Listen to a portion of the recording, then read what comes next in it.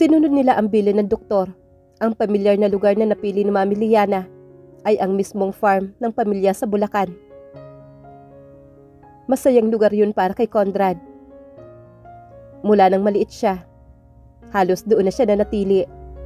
Ang totoo, yun ang gustong-gusto niya.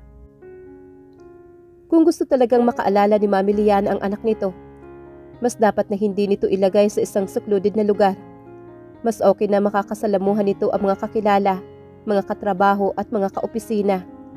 Pero hindi niya maitatanggi. Nakaka-excite rin naman ang balak nito.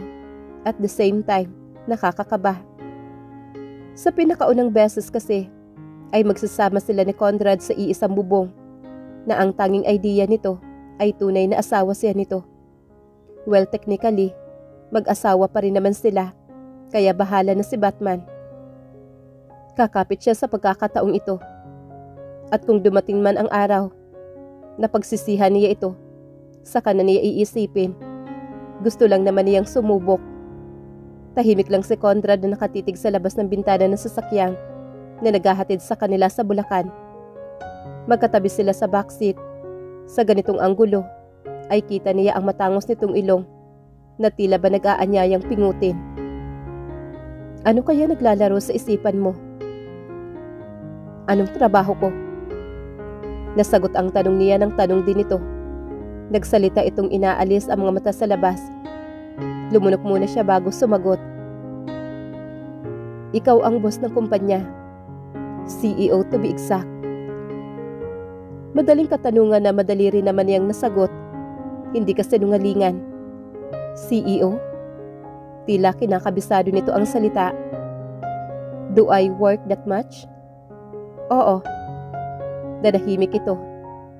Saka siya tiningnan. Do I spend a lot of time with you? Parang nalunok niya ang buong lalamunan. At this point onward, magsisimula na siyang magtahi ng mga kasinungalingan. White lies pero kasalanan pa rin. Oo. Pang ilang oo na niya. Sa kanya na pag-isip-isip ang kunti ng alam niya tungkol kay Conrad. Hindi sila connected sa social media nito. Kung may mga nakatago man itong file sa mga phone, kasama na iyong naglaho sa aksidente. Bukas tatawagan niya si Mami Liana at magtatanong tungkol sa asawa. She decided to do this. Dapat na tama niyang nagagampanan ang papel na ito. Hindi na muling nagtanong pa si Conrad. Kalaunan ay sumandal ito sa upuan nang hindi inaalis ang titig sa labas. Pero itong bata ngayon lang na nakakita ng berdeng paligid. Siya naman ay lihim na inoobserbahan ang bawat kilos nito. Pinakikinggan kahit ang ritmo ng paghinga nito. Kinain sila ng katahimikan sa sumunod na mga segundo. Hanggang sa magulat siya. Sa ginawa ni Conrad, inihilig nito ang ulo sa balikat niya. Nanigas ang kalamnan niya. Natetensyon ang kalooban at kaagad na nagbago ang tibok ng puso niya. Nasa punto siyang gusto niya itong itulak dahil nahihirapan siyang ihandle ang damdamin. Pero hinihigop siya ng damdamin ang bagong uri nitong pakikitungo. Kinuha nito ang palad niya at hinawakan na mahigpit. O baka ganito ito kay Olga. Olga na naman, para itong aninong sunod na sunod. Alisin mo sa utak ang babaeng yun, Miraya. Mariin niyang utos sa sarili. Si Conrad at siya lang dapat ang iisipin niya, wala nang iba. Miraya? Halos sabay nilang nilingon ang isa't isa. At halos magbungguan na ang mga mukha nila. Pumapayong na sa ilong niya ang mainit nitong hininga. Nagdaiti ang tungki ng mga ilong nila. Halos maglapat na ang mga labi nila sa isa't isa. As always, laging aligaga na naman ang puso niya.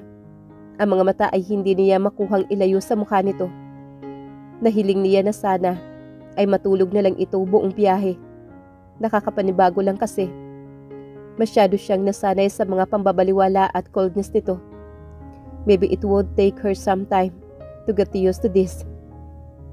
Miraya. Ulit nitong sambit sa pangalan niya. Halos pabulong lang na sambit nito. Mas kumakabog naman ang dibdib niya. Kapag si Conrad ang bumabanggit ng buong pangalan niya, Kakaiba ang dulot ng epekto sa puso niya. Her name sounded so classy in his mouth. Bakit? Bakit gumaragalgal pa talaga ang boses niya? Halos nakurot niya ang upuan kung saan nakatukod ang kaliwang palad niya. You have a beautiful name. Tipid ng ngiti ang naging sagot naman niya. Just how beautiful you are. Kumakalampag lalo ang puso niya. Beautiful. Beautiful. Kay Conrad ba talaga nang galing ang papuring yon? Nagpakawala ito ng malalim na hininga at mas sumiksik pa itong lalo sa katawan niya. Tila ba kailangan siya ni Conrad at hindi na niya alam kung paano panatilihin ang katinuan ngayon. Tila nakagulo lang sila sa isa't isa. Can I take a nap? Siyempre naman. Nanigas lalo ang katawan niya nang bigla na lamang dumausdo si Conrad at namahingaing to sa mismong kandungan niya nang hawak ang kanang kamay niya. Nang ipinikit nito ang mga mata, nanatiling nakahawak ito sa kanyang kamay at buong higpit nito. Ilang segundo lang ay maririnig na ang mahinang pagkilik nito. Tulog na nga ng payapa ang aura nito. Hanggang sa marating nila ang destinasyon, mahimbing lang na natutulog si Conrad. Papasok na sila sa bukana ng farm nang magdesisyon siyang gisingin ito. Conrad, gising na, nandito na tayo. Iminulat naman ni Conrad ang mga mata. Kita niya kaagad na disoriented ito sa paligid. Kumurap-kurap ito at pumikit ng mariin. Sa muling pagdilat, ay saka lang parang luminaw ang lahat. Inalalayan niya itong makabangon. So, this is the farm? Sinuri naman ni Conrad ang paligid na nararaanan.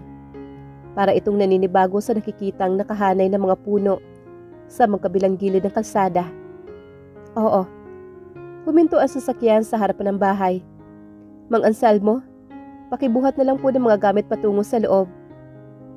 Utos niya sa driver na inutusan ni Mami Liana na maghahatid sa kanila. Maligayang pagdating ho sa inyo, sir. Sir Conrad, Mami Raya. Isang may edad na babae ang lumabas mula sa main door at mabilis na lumapit habang inaalalayan niya si Conrad na bumaba sa kotse. Ito marahil si Aling Lorna at malamang na naipagbili na sila rito ni Mami Liana. As expected, tinitigan lamang ito ni Conrad nang magpakilala ito. Matapos ang pagpapakilala sa isa't isa, magkatulong nang ipinanhik ng driver at ni Aling Lorna ang mga bagahe nila. Susunod ho kami, Manang.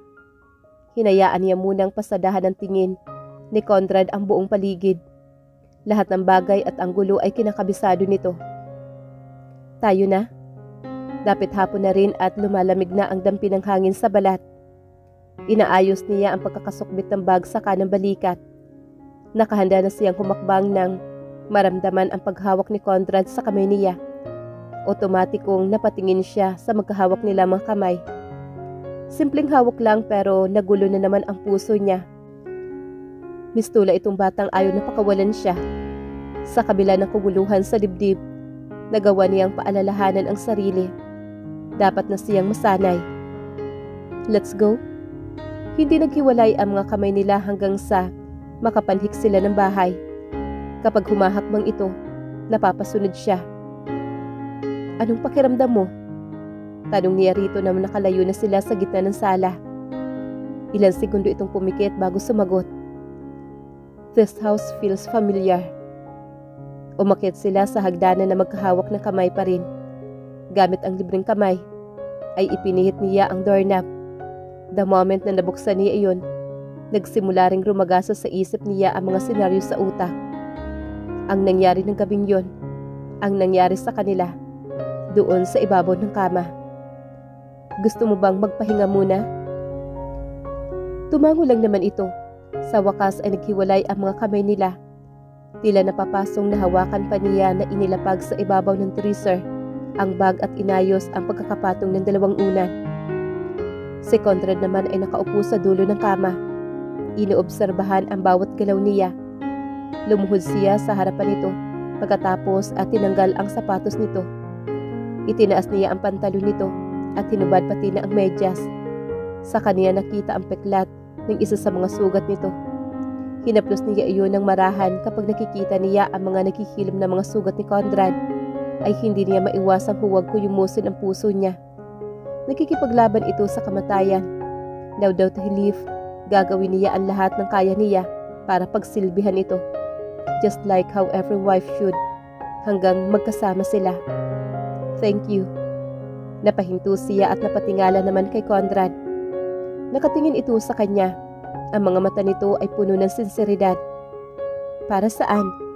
Tanong niya, patuloy sa paghuhubad ng kanilang sapin na ang mga mata ay nasa kay Conrad pa rin. For taking care of me. Asawa mo ako. Obligasyon ko to. May harang sa lalamunan ang sinabi niya, ang salitang asawa. Matapos niyang ayusin ang sapatos niya sa rack, nag-apply siya ng alkohol sa kamay at inalalayan itong makahiga. Higa ka na? Parang masunuring bata naman ito. Hindi naman ito inaantok dahil halos buong biyahe ay natulog lang ito. Pupunuin ko lang yung tub. Pumasok siya sa banyo at inihanda ang necessities naman ni Conrad. Paglabas niya ay nakapikit ang mga mata nito. Hindi ito natutulog. Nakapikit lang. Base sa paghinga nito. Bababa muna ako. It was about to step away when suddenly, hinawakan ni Conrad ang kamay niya. May kailangan ka ba? Please. Balik ka kaagad. I can stand minute away from you. May pinong kurot na naman sa puso niya. Masasabi mo pa rin kaya yan kapag nagbalik na ang alaala mo? Tanong niya sa kanyang isipan. Bumitaw naman ito sa kanya at bumalik sa pagpikit. Siya naman ay nagsimula ng humakbang nang nayayakap ang sarili. Napupuno ang puso niya sa totoo lang. Conrad made her feel like she was an indispensable part of him. Mabilis niyang inihanda ang mga pagkaing naluto ni Aling Lorna sa tray. Nakahandang ibalik na niya iyon bago na iayos ang hapunan na lalaki sa maliit na mesa habang nakasandal sa headboard na pinapanood siya ng lalaki. I could help? Pinigilan naman niya ito. Huwag na. Dapat sa'yo bumabawi ng lakas. Tsaka hindi naman mahirap itong ginagawa ko. Relax ka lang. Nagpatuloy siya sa ginagawa na nasa kanya ang paningin nito. Alam mong hindi ka pa nagpapahinga simula nang dumating tayo.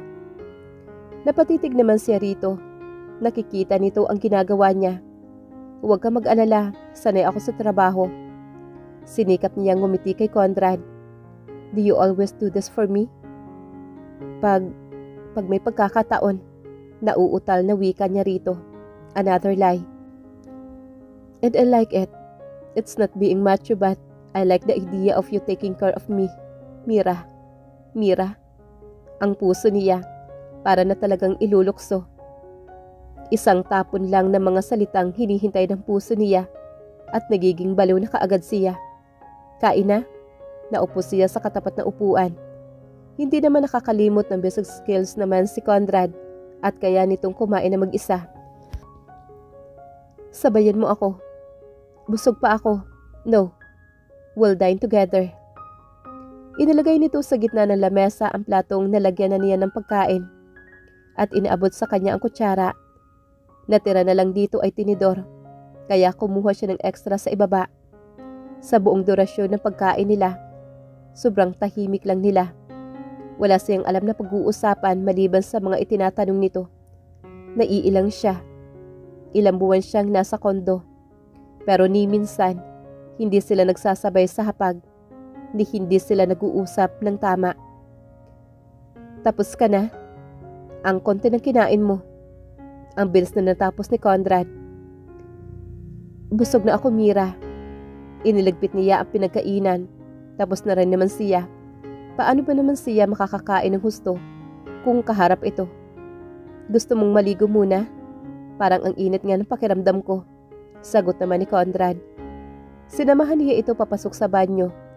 Ngayong nakapasok na si Conrad sa loob, mas nadipi na naman ang pagiging malaking mama nito. Tila yata sumikip sa loob o sadyang pakiramdam niya lang. Upo ka muna dyan. Turo na naman niya sa gilid ng tab. Kaya kanina ay nakatitig lang ito sa kanya kung pwede lang niya itong sawayin. Dahil tila nangkihina siya sa mga titig nito. Naihanda na niya ang lahat. Pero nanatiling hindi gumagalaw si Conrad. Nakalimutan ba nito na kailangan nitong maghubad ng damit kapag naliligo ito? Tumikim naman siya. Yung damit mo. Para lang itong nakabatong nakatitig sa kanya. Can you help me? Napalunok naman si Miraya. Sabi ng doktor, hindi nakakalimot ng basic skills ang isang amnesia. Nagtatalo tuloy ang isip niya at kalooban. Ngunit sa huli, nagdesisyon siya na maghuhubad ng damit nito. Asawa naman siya, pagpapalakas niya ng sarili sa kabila ng hindi maperming tibok ng puso niya. Napabuntong hininga naman si Miraya. Hinawakan niya ang laylayan ng t-shirt nito at dahan-dahang hinubad ang pataas ng ulo nito. There, sa isang iglap lang, ay namalas niya ang nagmamalaki nitong alindog na mayat man pero matipuno pa rin. Marami mang maliliit na sugat pero nanatili pa rin ang magandang katawan nito. Nasa tamang ayos pa rin naman ang muscles na minsan ay nagawa na niyang damhin noon. Napapikit siya. Ipinikit niya ang ulo upang alisin ang mga tagpong naglalaro sa isipan niya. Ang gabing yun na palaging nagpapaalala sa kanya ng nangyari sa kanila ni Conrad. Sigurado ako na palagi mo akong binibihisan dati. Nalula siya sa sinabi nito. Siyempre naman, bakit ba hindi niya maibulsa ang nerbiyos kusa talagang lumalabas? Nagsasabay ba tayong maligo? Nakakapamula ng pisngi na tanong. Ayaw mong may kasabay, lagi ka kasi nagmamadali sa trabaho. Masusunog na talaga siya sa impyerno. Lie after lie. Ayaw niya, pero wala siya magagawa. Kinakailangan ng sitwasyon. I am a bad husband? Natigilan naman siya sa naging tanong nito. Hindi niya masasabing masama ito. Within the first place, kasunduan lang naman ang kasal nila. He was a cheater, yes. Pero pareho lang naman silang sinungaling din naman siya. A cheater and a liar living together. Hindi. Para itong nakahinga. Ako na maghuhubad ng pants ko. Pinigil nito ang kamay niya nang hakmang huhubarin niya ang pantalon nito. Buti pa nga dahil pakiramdam niya at mabubuwal siya kapag siya pa ang gumawa nito. Tumayo siya at nagkunwaring may hinahanap sa kabinet. Pero sa totoo lang, sa gilid ng mga mata niya, inoobserbahan niya ang bawat kilos ni Conrad at hinihintay na matapos ito sa paghuhubad. Nang lumingon siya, ay nakalubog na sa tubig na may bula ang katawan nito. Kaya ko na. Dapat lang, dahil hindi siya pwedeng mag-audience rito. Kalabisan na. Iniwan na niya ito. Hindi rin naman niya matatagalan ang katotohanan na pagsusolo sila sa loob ng ilang kwadradong silid. Nang ito ay tila ang sikip-sikip, parang nakakapaso. Binitbit niya ang mga pinaghubaran nito at inilagay sa laundry basket sa labas. Parang matagal na niyang pinipigil ang paghinga na saka lang nabitawan ng tuluyan siya makalabas ng banyo. Kaya mo tumira. Pero nang dumako sa malapad na kama ang paningin, iba ang naging reaksyon niya. Nung gabing may nangyari sa kanila ni Conrad, ay tila ba pabalik-balik ito sa isipan niya. Pero paninindigan niya ang desisyon at hahayaang makisakay sa agos ng pagkakataon. Kanina pa tapos si Miraya sa paliligo. Nakapagpalit na siya ng damit pantulog. Muli niyang tinitigan ang refleksyon sa malapad na salamin. Ngayong gabi ay muli sila magtatabi ni Conrad. Isipin pa lang, kumakabog na ng husto ang puso niya. Lumalaganap ang samut-saring emosyon sa kanyang dibdib. Tinanggal niya sa wakas ang tuwalyang nakabalot sa ulo at itinabi iyon. Nalaglag sa mga balikat niya ang basang buhok. Miraya, napapitlag siya nang marinig ang mahinang katok sa pintuan. 3 beses na itong pabalik-balik sa banyo at chinecheck kung napaano na siya.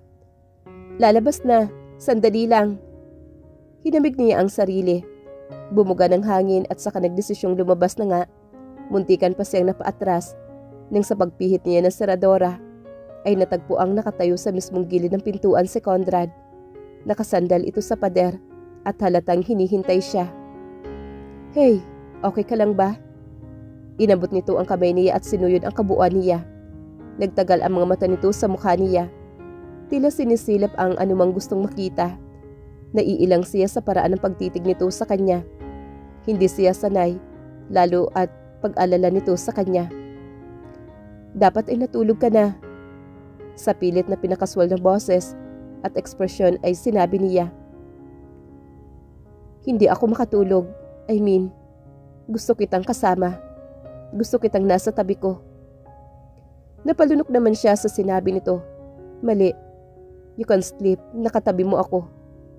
Hawak nito ang kamay niya at tinungo nito ang kama. Magsusuklay lang ako. An excuse para bumitaw sa hawak nito. Okay, take your time. Sumampa ito sa kama at kampanting sumandal sa headboard at binuhay ang TV. Siya naman ay naupo sa harapan ng salamin at sinimulang suklayin ang mahaba niyang buhok. Sinadya niyang bagalan ang kilos. Naaasiwa siyang makatabi ito. Sa minsang pagsulyap niya kay Conrad ay nagtagpo ang mga titig nila sa salamin. Parang napapaso na kaagad siyang nag-iwas. Ibinalik niya ang suklay sa lalagyan at tumayo. Bababa muna ako. Bakit? Kukuha lang ako ng tubig. May ref dito sa loob. Naiwan ko ang vitamins mo sa ibaba. Naghahanap lang siya ng rason para mapalawig ang oras. Blessing in disguise na nasa kusina pa ang medical supplies nito. 2 beses pa siyang bumaba nang wala namang ginagawa sa kusina at nagkunwari lang na may chine-check. Sa tagal niya natapos, nakapikit na si Conrad pagpanhik niya. Pinatay niya ang TV at inadjust ang aircon. Ngayong wala na siyang gagawin, ang pinakamahirap na misyon na lang ang naiiwan ang tabihan ito sa kama. Ito na Miraya. Kabado siya naglakad papalapit sa lalaki at dahan-dahang nahiga patagilid. Buong ingat na hindi mabulahaw ang tulog ni Conrad. Kinumutan niya ang sarili. Mistula na siyang naiputan ng ibong Adarna at nabato sa higaan. Nalulunod ang isip at puso niya sa mga senaryong gumigiit sa kanyang utak. Namaluktot siya at niyakap ang sarili. Pakiramdam niya kasi ay nanlalamig siyang bigla. Walang silbi ang makapal na comforter. Dapat kang matulog, Miraya. Marami ka pang gagawin bukas. Malalagpasan niya ang gabing ito at ang mga darating pa. Ipipikit na sana niya ang mga mata nang maramdaman ang pagdantay ng tila mabigat na bagay sa kanyang katawan. Bumaba ang tingin niya roon. Hindi siya maaring magkamali. Braso ni Conrad ang nakikita niya, kaya mas tumaas ang tensyon na naghahari sa kanya. Ang layo mo. Gising pa pala siya. Parang papel na hinila siya nito. Papalapit, daan upang bumunggo siya sa matigas nitong dibdib. Hindi siya nakapagsalita ng marahan nitong iniangat ang ulo niya. Ilang saglit lang ay una na siya ng kanan nitong braso. Habang yakap ng kaliwa ang maliit niyang katawan, pilit na nababalot siya ng mga bisig at ng kakaibang init nito. Pinakaramdaman niya ang sarili. Hindi na talaga mapakali ang puso niya. Kung hindi pa sapat, isiniksik ni Conrad ang mukha sa kanyang leeg. Ramdam niya ang pagsinghot nito sa kanyang balat. Napapikit siya nang mahigpit sa kumot ng maramdaman ang tila kilabot na gumapang sa kanyang balat. You smell so good. Lalong lumiyo naman ang utak niya nang marahan nitong dampian nang magaang halik ang leeg niya. Ramdam niya na nananayo ang kanyang mga balahibo. Nakagat niya ang ibabang labi. Tila kasi natatakot siyang gumawa ng ingay. Tila napaparalisa ang paghinga niya habang naglalaro sa utak ang lahat ng posibilidad na pwedeng maganap sa gabing ito. Ano ba ang hinihintay niyang mangyari? Naiintindihan niya ang reaksyon ng katawan at ang nabubuhay na kakaibang uri ng pangangailangan sa katawan niya. Can I hold you like this, wife? Nagtatalo ang isip at puso niya kung itutulak ito papalayo o hahayaan na lang. Hindi ka ba nahihirapan? Ang tanging nasabi niya, malayo sa umaapaw na nagaganap sa kanila. Narinig niya ang mahina nitong pagtawa. Napaka-sexy ng tawa nito. Para ka lang papel. Mas sumigpit ang yakap nito sa kanya. Babe. Parang sasabog na ang puso niya. Babe. Kanyang-kanya ang ginagamit nitong endearment pag-aari niya. Bakit? Ang boses niya, hindi na niya halos marinig at makilala. Good night. Good night. Halos hindi niya marinig ang sariling boses. Do you feel uncomfortable with me? No, hindi naman. It's a lie. Just relax, okay? Paano pa marirelax kung ito ang kanyang katabi? Can I kiss you? Nahihirapan na talaga siya na gawing patag ang damdamin habang hinihintay ang pagdampi ng labi nito sa pisngi niya. Halos mahigit naman niya ang hininga nang lumapat ang bibig niya sa sulok ng kanyang pisngi para siyang natuod sa kinahihigaan at natatakot siyang kumilos. It's so nice to have you beside me. Bumubulong na ito ng mahina sa tenga niya, mga salitang hindi niya naman maunawaan. Hindi niya alam kung kailan nagtatapos, pero tama nga naman ito. Kailangan niyang ipalagay ang kalooban. Sinikap niyang mag-relax ang katawan. Ang kumot na mariing hinawakan ay dahan-dahan niyang binitawan. Ilang sandali pa ay naririnig na niya sa buong silid ang mahihinang hilik nito. Ang mabibigat na paghinga, tanda na nakatulog na ito na mahimbing. May bumubulong sa kanya na titigan ang mukha nito.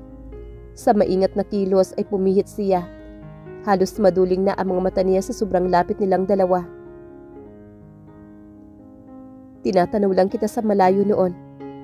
Ngayon ay abot kamay na kita. Lumiliit ng lumiliit ang pagitan ng mga mukha nila. Tila gusto niyang pumikit ng masamyo ang hininga nito. Gumalaw ang bibig niya. Hinagod ang malambot nitong labi. Naramdaman niya ang paggalaw ni Conrad. Kabado siyang napamulat at hindi nakakilos. Ilang ulit siyang napalunok at nagtaas baba ang dibdib niya sa kaba. Para siyang nabatukan ng paulit-ulit. Ano ba itong ginagawa niya? Kung kailan namayani ang katinuan, saka naman biglang nagmulat ng mga mata si Conrad. Natuod siya sa pwesto. Huling-huli nito sa akto ang nakakaasiwan niyang posisyon. May dumi ka sa mukha. Kahit paano ay may nahagilap siyang rason. Baka magalit ito dahil nagising niya ang malalim nitong pagtulog. Matulog ko na muli. Sorry at nabulaho kita. Babalik na sana siya sa dating pwesto. Ngunit maagap siya nitong napigilan sa batok. Miraya. Nalalasing siya sa paraan ng pagtawag nito sa pangalan niya. Tila may halong pangangailangan. Automatikong napapikit siya at dinama ang luwalhating dulot ng banayad na halik nito. Animo na nanantiya ang mga labi at nang tinumbasan niya, ang paraan ng paghalik nito ay mas lumalim ang ugnay ng mga labi nila. Hindi lang ang mga labi nila ang nagduwelo, pati ang mga hininga nila ay nagsasalo. Hindi niya alam kung paano katagal ang banayad na halikan. Naramdaman na lang niya na dahan-dahang nagpalit ang posisyon nilang dalawa. Lumapat ang ulo niya sa malambot na unan nang hindi naghihiwalay ang mga labi nila. Automatikong umangkla ang mga braso niya sa leeg nito. Mira. Nakakalunod ang pagsambit nito sa pangalan niya nang bahagyang naghiwalay ang mga labi nila. Masuyong na may bay ang matitiim nito mga mata sa buong mukha niya habang hinahaplos ang nagiinit niyang pisngi. Ang init-init na napakiramdam niya. Muli nitong tinawid ang pagitan ng mga labi nila. Di naman ito ang bawat sulok ng bibig niya. And this time ay may halo ng gigil. Para itong natatakam sa matatamis na pagkain. Ramdam niya ang marahan nitong pagsipsip sa ibabang labi niya. Bahagyang umawang ang labi niya nang mahina nitong kagatin. Kaya nabigyan laya ang mainit nitong dila na manalalasa sa loob ng kanyang bibig. Napadaing siya. Nakahanda na siya sa kung anuman ang mangyari. Pero kung kailang lunod na siya, binigyang patlang naman ni Conrad ang mainit na tagpo. Conrad, nabibitin siya. Aaminin niya. Mira, ipinagdikit nito ang mga noon nila at masuyong hinaplos ang pisngi niya. May nagawa ba akong mali? Alam niyang desperada ang dating niya at tila naiiyak pa ang boses niya. Nagdilat ito ng mga mata. No baby. Kinintala nito na magaang halik ang noon niya. I want to claim you. Mira, alam ng Diyos kung gaano ka ko gusto. Pero gusto kong gawin iyon ng buo ang pakiramdam ko sa sarili. Nakatitig lang din siya sa mukha ng asawa na ngayon ay nakakulong sa mga palad niya. Yes, asawa. Matapang niyang inaari ito. Ayaw kong hindi buo ang kaligayahang ibibigay ko sa'yo. Hinaplos ng mainit na kamay ang puso niya sa sinabi nito. Malayo man sa pagmamahal, pero nakakataba ng puso ang respetong ipinapakita nito sa kanya. Pinataka ni Conrad ng halik ang kanyang noo, ang tungki na may katamtamang tangos niyang ilong, at minsan pa ang masuyo nitong hinalikan ang mga labi niya. Come here, baby. Muli siyang nakulong sa matitipuno nitong mga braso at niyakap siya na mahigpit. Parang ayaw nitong nawawala siya, hanggang sa muling naging malalim ang pagtulog nito. Halos mag-iisang oras nang nahihimbing ang asawa niya, pero heto siya, at ninanamnam niya ang kakaibang kaligayahan. Isiniksik niya ang mukha sa leeg nito, at pumikit na samyo sa ilong ang kaaya-aya nitong bango. Napangiti siya. Alam niyang imposible, pero may sumisilip na pag-asa para sa kanila. I love you, Conrad. Sa pinakaunang beses, nagkaboses ang tagong damdamin. Nagawa nga niyang mahalin sa loob ng maraming taon ang lalaki. Ngayong sa kanya na umiikot ang mundo nito, sisikapin niya na kahit bumalik pa ang alaala nito, siya na ang magmamarka sa puso ng isang Conrad Alvarez.